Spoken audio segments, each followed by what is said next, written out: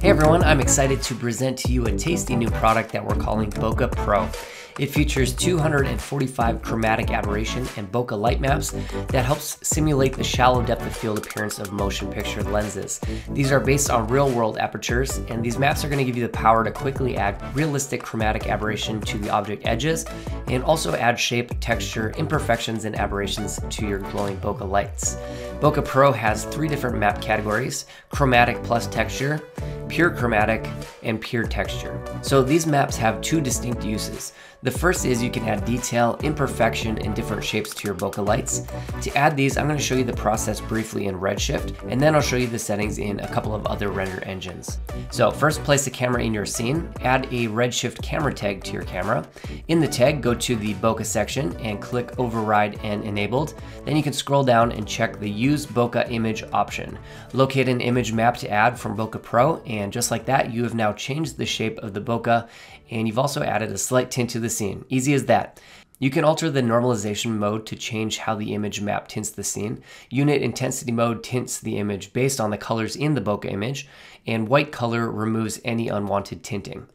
Another thing you can play around with is the aspect in the focus settings. If you change that to 0.7 or so, it's going to stretch out the bokeh so it looks a bit more cinematic. And you can also add some bloom to make the light glow a bit more. And finally, make sure you have enough samples to clean up all that really nice detail. The good news is that Bokeh Pro maps work with almost any render engine out there. It's ready to roll with Redshift, Octane, Corona Render, V-Ray, and many more. Arnold currently doesn't have native support, but there is a free plugin called Lentil, which if you install, you can add Bokeh Pro maps. In Octane, you can just go to your camera tag, go to the depth of field section, and add the map to your aperture texture slot. Good to go. In Corona, it's very similar. In the camera tag, you can go down to the DOF settings, click override and enable DOF, and then you can add the map to the custom shape slot. So the maps are going to work this way very similarly in almost any render engine. A couple quick notes on your scene setup when using Bokeh Pro.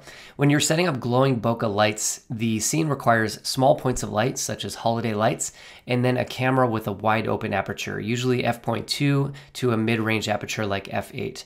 And it also helps to use a really long lens like 200mm. After that, you can focus on an object in your foreground and the background is going to look gorgeous. All right, so let's talk about the second way you can use these maps. If your scene does not have the typical out of focus glowing depth of field, you can still use these maps to add chromatic aberration to the edges of your models. So a scene like this with some out of focus models will work great. Just follow the same process of adding the map to your camera tag and use a map from the pure chromatic options. Instantly, you can see that we have added chromatic aberration to the edges of our blurred out model. So that's another really nice way to use these maps. So that's a quick look at Bokeh Pro. It's the extra 10% bump in customizing your renders that really polishes them off, and you can do that with these maps quickly. Just add them and immediately you get a much more cinematic render complete with aberrations, shapes, and imperfections. You can take an obviously CGI render and quickly make it photoreal using Bokeh Pro. This is the most comprehensive bokeh pack on the planet Earth, and it's available now. Enjoy.